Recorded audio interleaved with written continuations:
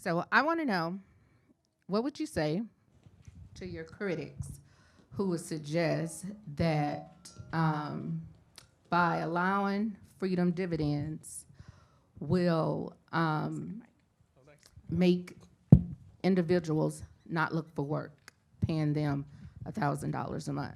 So what would you say to your critics? You know what's fantastic is I really haven't gotten this objection that much around the country. And because Americans know that we like to work, and that the people that if you gave people $1,000 a month, people would probably work as much or more. And the numbers bear that out. There are two groups of people that work less if you give them $1,000 a month. And those two groups are new mothers who spend more time with their children and teenagers who spend more time in high school and graduate at higher levels. And I don't think we're mad at either of those. Everyone else works as much or more, and if you have $1,000 a month, it would end up circulating in our economy and creating more work in our communities. The other big thing is I talk about my wife a fair amount. My wife is with our two boys right now, one of whom is autistic. And what does the market value her work at every day? Zero. What does GDP value her work at? Zero. And so putting $1,000 a month into people's hands doesn't keep us from working. Oftentimes it ends up recognizing the work that we are already doing that is going completely ignored in our market economy every day.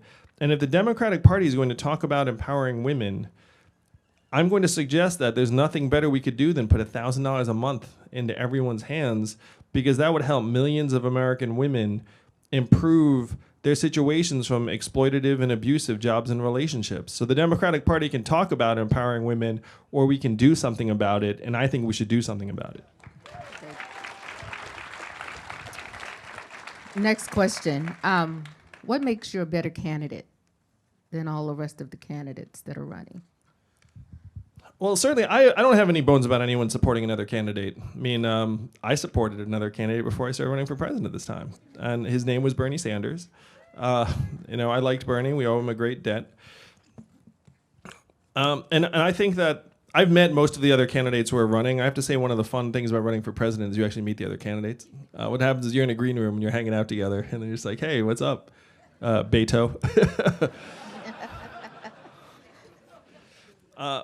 And so, like, I like and admire most of the other candidates, except for that one. No, I'm kidding.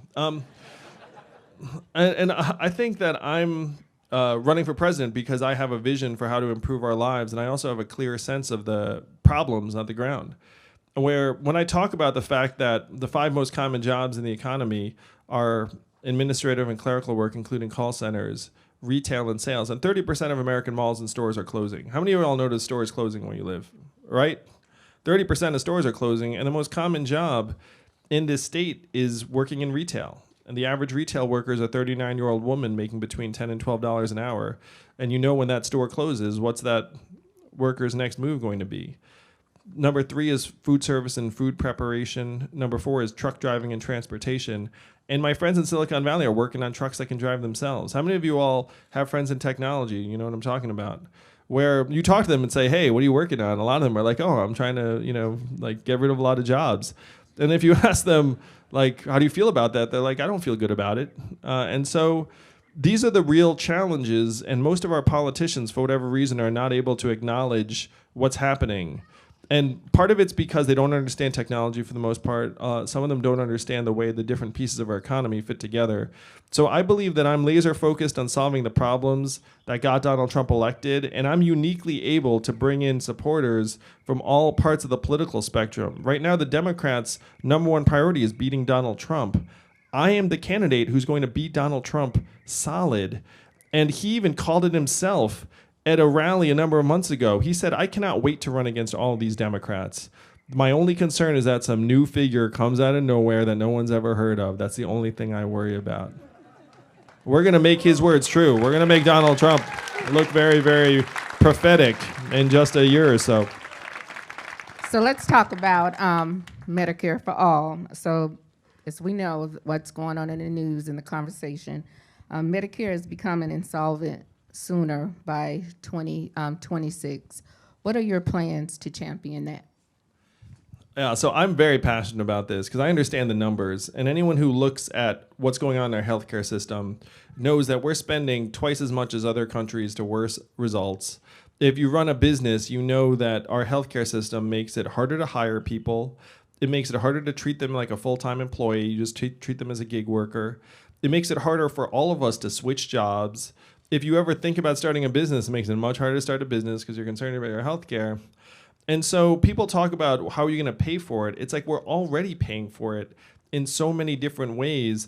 And the worst part is if we get sick or injured, we're more stressed out about navigating our system than we are actually getting well or getting our loved ones well. And so there's so much waste and excess in the system right now. And one example I'll use is just prescription drug prices. It's like you've all seen these like crazy prices that just come out of nowhere, and it's like, hey, we just increased the price 400%. Any reason? No. Like, you know, like, can you afford it? Like, you can't. Well, it's cool. We'll find someone else who'll.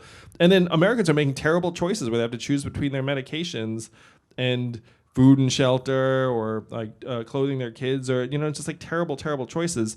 And you look at it and you say, it does not need to be this way. It does not need to be this way because right now we've got this entire industry just frankly profiteering off of our backs. And so if you rationalize the costs, you can get the access up and the prices down and make it so that Medicare does not go broke, because right now Medicare is not even allowed to negotiate drug prices. Like, can you imagine you're like the biggest buyer in the country, which you are, Medicare, and then the drug company's like, here, we're going to charge you like $50 a month for this pill. And you just have to take it. Of course you're going to go bankrupt if you're just like, what, I'm just going to pay whatever the drug company tells me to pay. And then when someone suggested, you know what, Medicare should actually try and negotiate lower prices than the American people, Congress blocked that rule because of lobbying from the drug companies. So when you start looking at the numbers, you realize that we are spending so much more than we have to. And as soon as we rationalize costs, we can make it so that Medicare is not only solvent, but we can expand healthcare for all Americans. Good job. I want to talk about human-centered capitalism. Why do we need a new form of capitalism? So I refer back to my wife and GDP. How many of you all got excited about GDP when you woke up this morning? You're like, oh, I'm going to make a big contribution today. I can feel it. Like, of course not. That's absurd. But GDP is the way we measure our economic growth. We made it up almost 100 years ago, and it's driving us off a cliff because GDP is at record highs while our life expectancy is declining. I mean, which one do you care more about? And so one of the great things I can do as president that's actually easier than a lot of the other stuff, is after I'm president in 2021, thanks to you all, thank you, Nevada, I'm going to go down the street to the Bureau of Labor and Statistics, and I'm going to say, hey, GDP, really old, really out of date, kind of stupid. We'll keep it, but we're also going to broaden it and include it as a basket of measurements for our economic progress. And the other factors, the other measurements are going to be things we actually care about, like mental health and freedom from substance abuse, like clean air and clean water, like how our kids are doing, like average income and affordability, health and life expectancy. If you had those as your measurements, then you'd actually see how we're doing, and you'd see how much we've been struggling over this last number of years.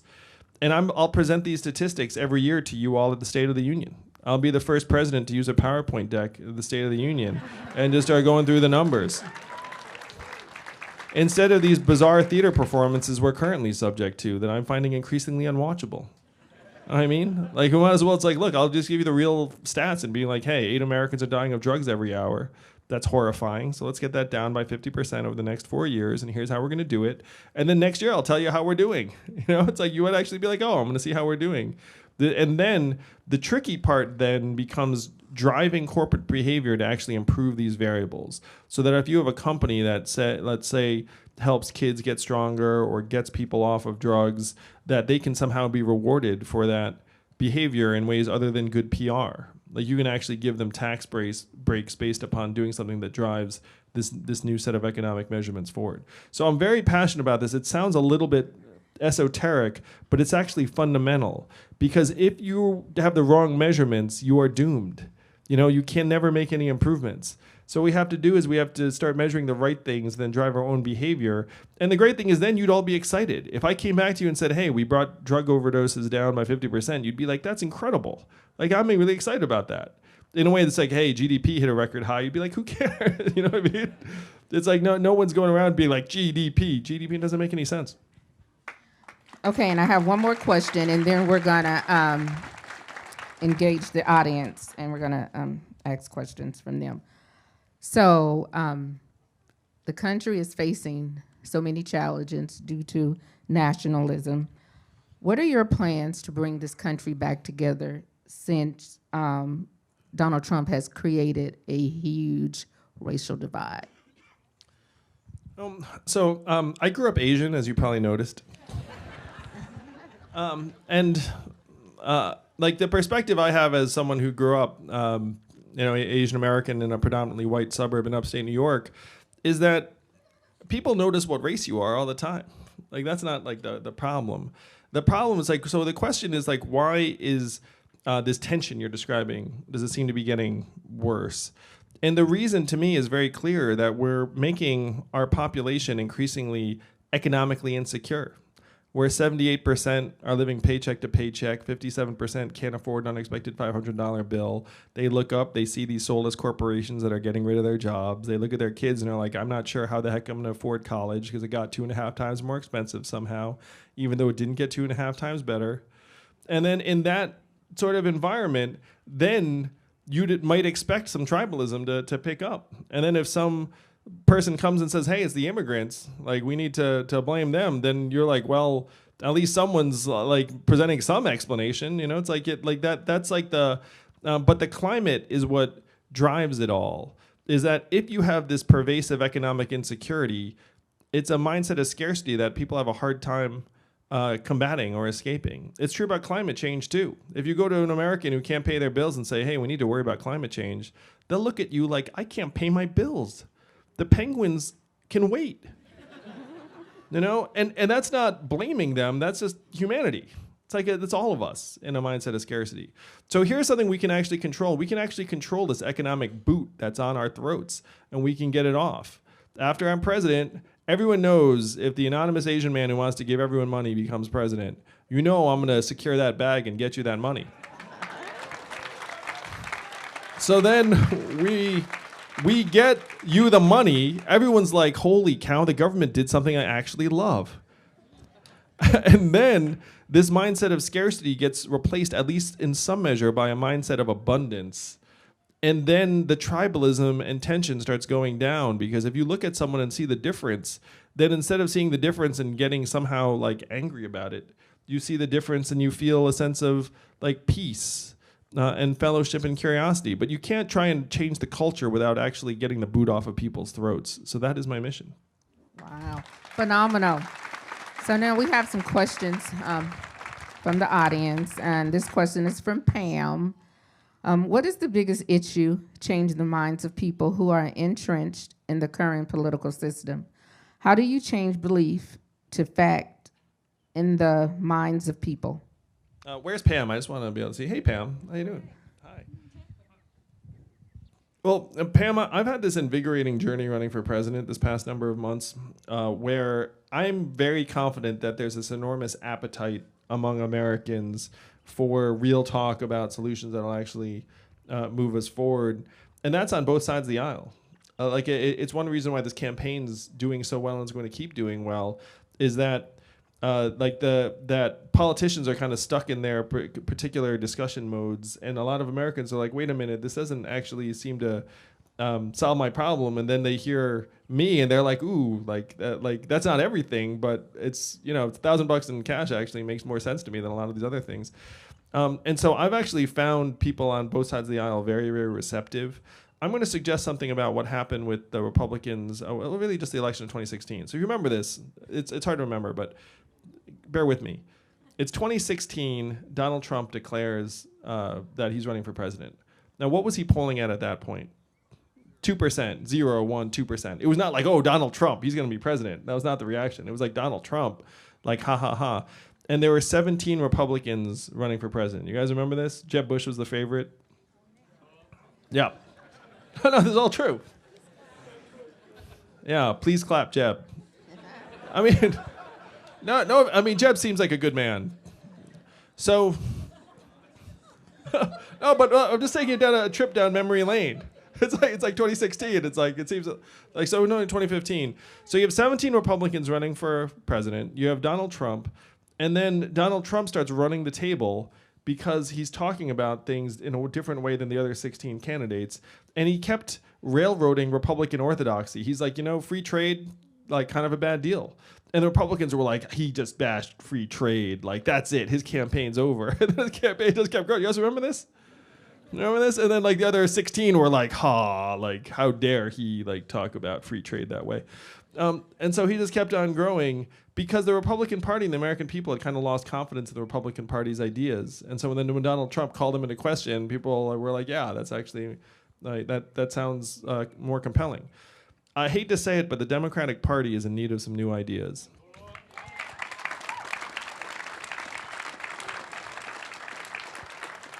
And so what's going to happen is there are going to be 19 or 20 of us running, and I'm already one of only 6 Democrats to qualify for the Democratic primary debates in June and July because we're polling and we've gotten more than 100,000 donors around the country. So I'm going to be on that debate stage in June and July, and the American people are going to turn on their TVs, and they're going to say, who the heck is that guy? And they're going to say, wait, he said a few things that I really kind of liked. Like, I'm going to Google him. It's like Andrew Yang, and then, like, they'll find out, like, where I am. And so what happened with the Republican Party and frankly, their need for, like, a new set of ideas is going to happen to the Democratic Party this time. And the other candidates are going to sound kind of similar to each other. And then there's going to be Andrew Yang. And the American people are going to be like, ooh. And what's going to happen is the field's going to shrink. And then as the field shrinks, like, I'm just going to keep on being there and advancing through every debate, like from June, July, September, October, like the whole way through until I arrive here in Nevada for you all to vote for me in February of 2020. Yes. This question is from Corey Brown. What parts of the Green New Deal do you agree with? Where's Corey? I'm over here. Hey, Corey. How's it going, man? So I agree with the fundamental vision of the Green New Deal that we should move towards renewable energy sources, and that's not going to happen on its own. Like, the government needs to make a pretty big set of pushes because those energy forms are more expensive and not economically competitive right now. So the only way to get there is for the government to put incentives in place and big resources to work. The timeline, 12 years, very aggressive. I think I applaud the vision. Like, I'm for most all of the particulars of the Green New Deal with the recognition that, it's going to be a huge lift for us to even start moving in that direction. And Nevada, in many ways, again, is a microcosm of this, where someone asked me today about the potential of solar panels here in Nevada. It's obviously vast. I mean, you guys have sunshine to spare. I mean, you're talking about, like, you could bet a bunch of solar panels out. The couple things that I differ with the Green New Deal on, number one is this link to economic scarcity, is that if we can put more money into people's hands, then I think that we'll actually get more energy around the Green New Deal. The second thing is that Americans have this tendency to talk about climate change as if we're 100% of global emissions, and that if we cut back, then all emissions will go down. But we are only 15% of global emissions. We could cut our emissions in half, and it would probably only marginally decrease the rate of climate change. Now, of course, I would try and help other countries move in the same direction, but the reality is they're in different points in their development than we are, and a lot of them are going to use fossil fuels and the rest of it. And there's not much we can do just to be like, you can't use that if you're like a developing country. So the last 4 years have been the 4 warmest years in recorded history. I mean, that's also true fact. So you don't need to be like the world's greatest scientist to sense that something is up and that we're heading in this direction where it's going to become realer and nastier for many, many Americans. I don't know if you all were personally affected by the forest fires. Probably not. I think they happened to my friends in California more so. But it's all related. It's all tied together. Because if you have less moisture in a forest, the forest gets drier. And then, like, when you have fires, they get, like, bigger and harder to control. So we're going to have to start investing in better infrastructure, better management of our natural resources. It's going to be expensive even just to stay still. But that's that's to me the right move. We have to start investing billions of dollars in our infrastructure to start preparing for the the effects of climate change, because at this point we have to acknowledge that it's going to happen and that we're not going to be able to pull the entire world back probably in time. Good.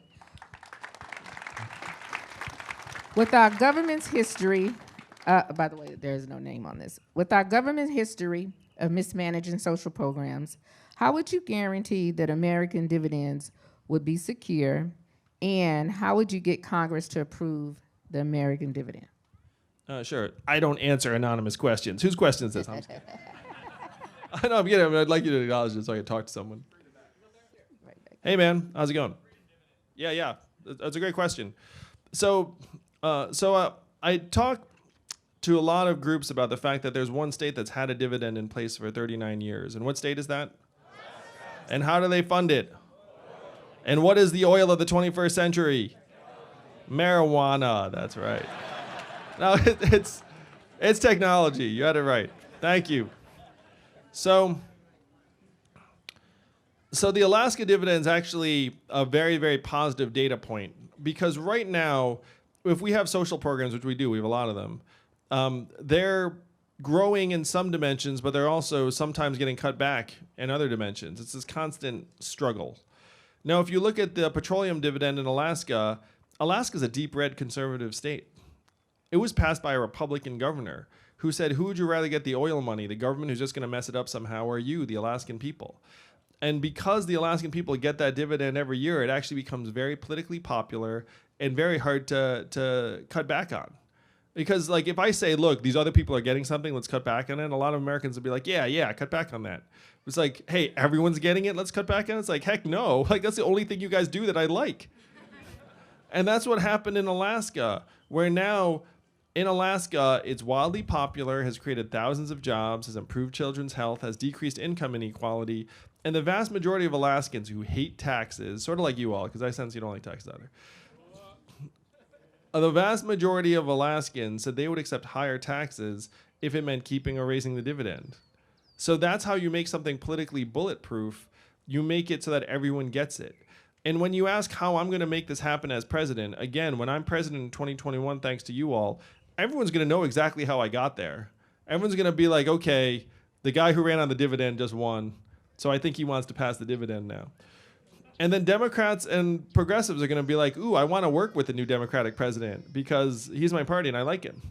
And then Republicans and conservatives are going to look at it and say, wait a minute, this is a massive net win for rural areas and states on the interior and Midwestern states that have gotten blasted by automation.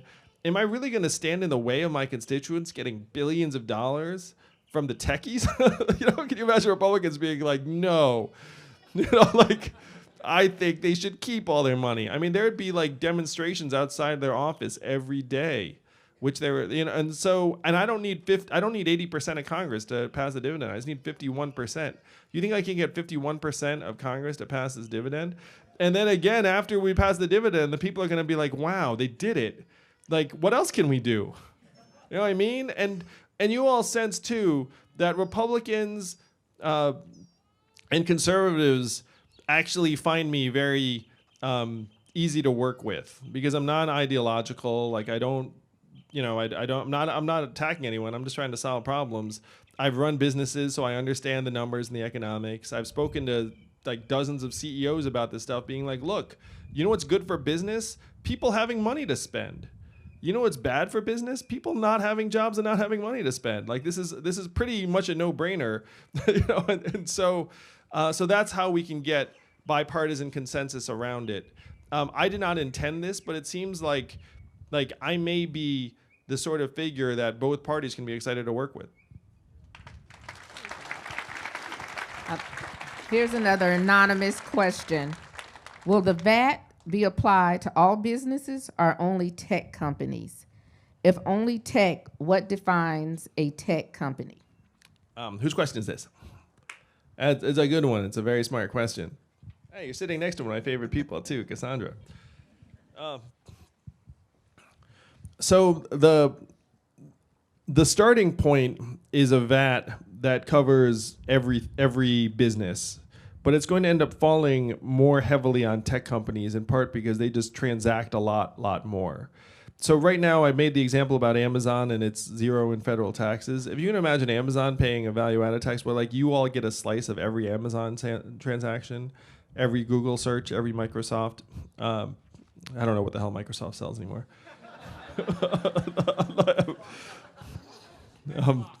Yeah, every Xbox.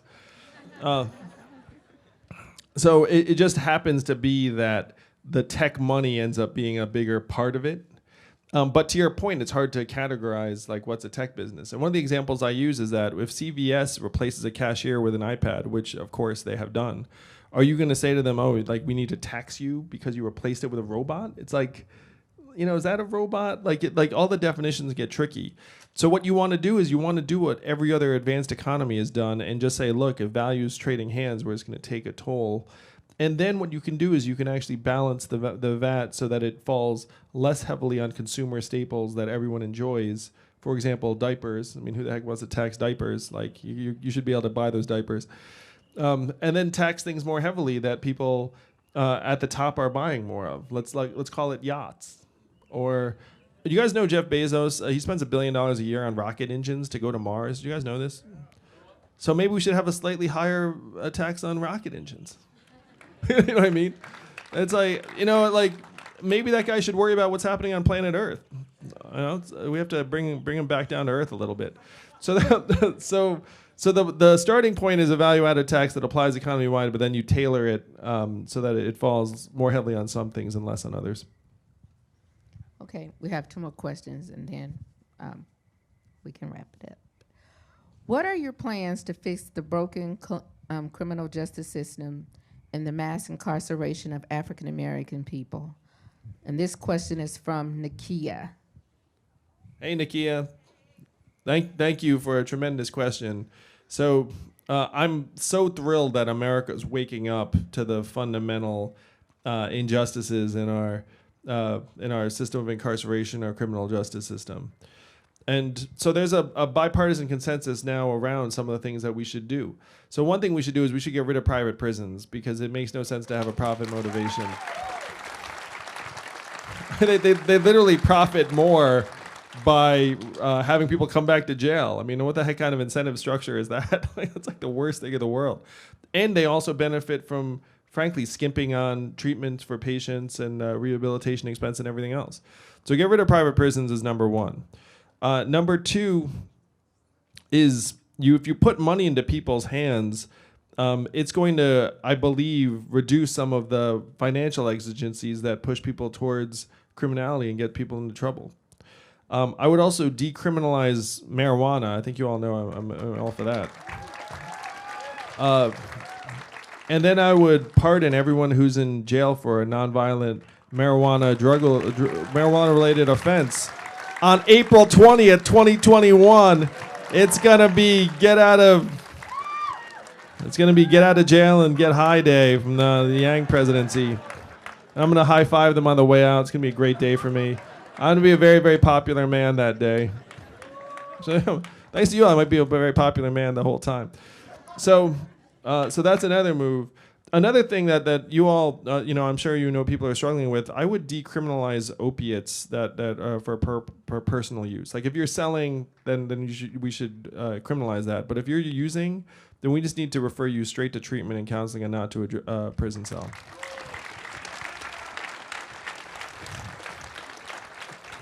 And so these are some of the moves I would make. Again, I'm really thrilled that the country really has had an awakening to the fact that what we did in the past was not the right way to go.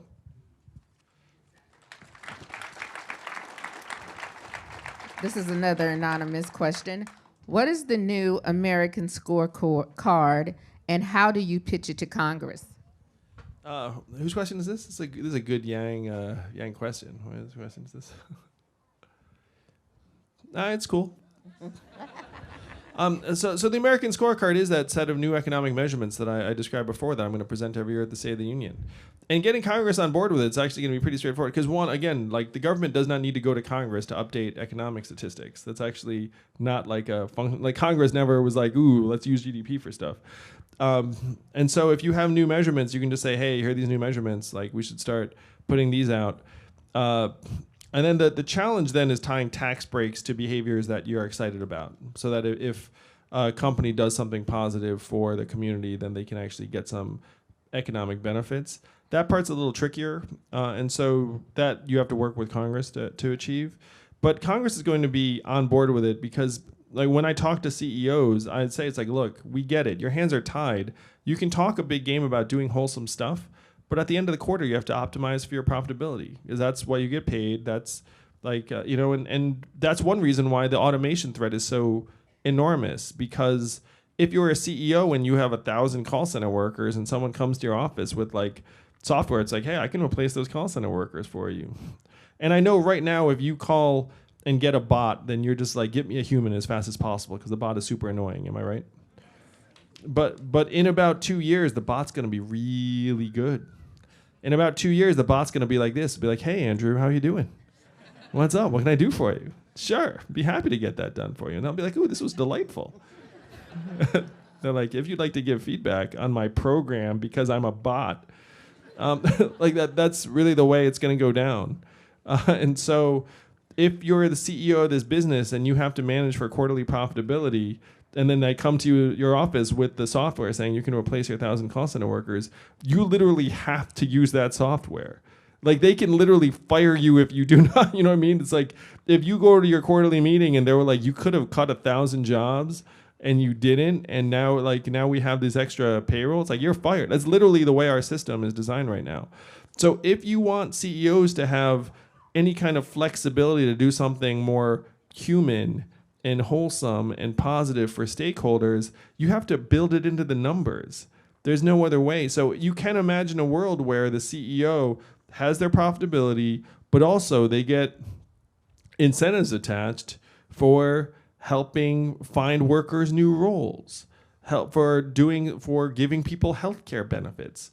Like, right now, the reason we're losing so badly is that we have this economy that optimizes for this single variable, and the rest of it we just pay lip service to. Like, the only thing we can do is we can just integrate the things that we actually value into the numbers. And if we do that, then we can actually free up some of these CEOs to be truly accountable in a human way. And then we can say, like, look, you did good or you didn't do good. Because right now they just get measured by the numbers. Okay.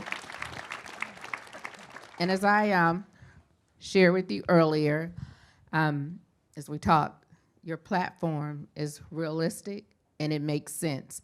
How many agree that Thank this you. platform makes sense? It's innovative, and the time is now. And so I would like to congratulate you, and I commend you for a wonderful job, and especially, again, being on a platform with me. It was such an honor. Oh, the pleasure is all mine. Thank you. Let's give Sheila a round of applause as well for Yes. the work that she does. Thank you, Sheila. Yes. And also, we can go ahead and stand up. Oh, sure thing. And I want you guys to chant with me. I heard someone say, uh-oh. Let's say we're going to usher in the new Democratic 2020 president of the United States. Everybody say yes. Well, thank you all. Thank you. Thank you all so much. Thank you. I'd love to say hello and meet you all. Stick around, take selfies, and do the rest of it. Hit my music. Where's my music at?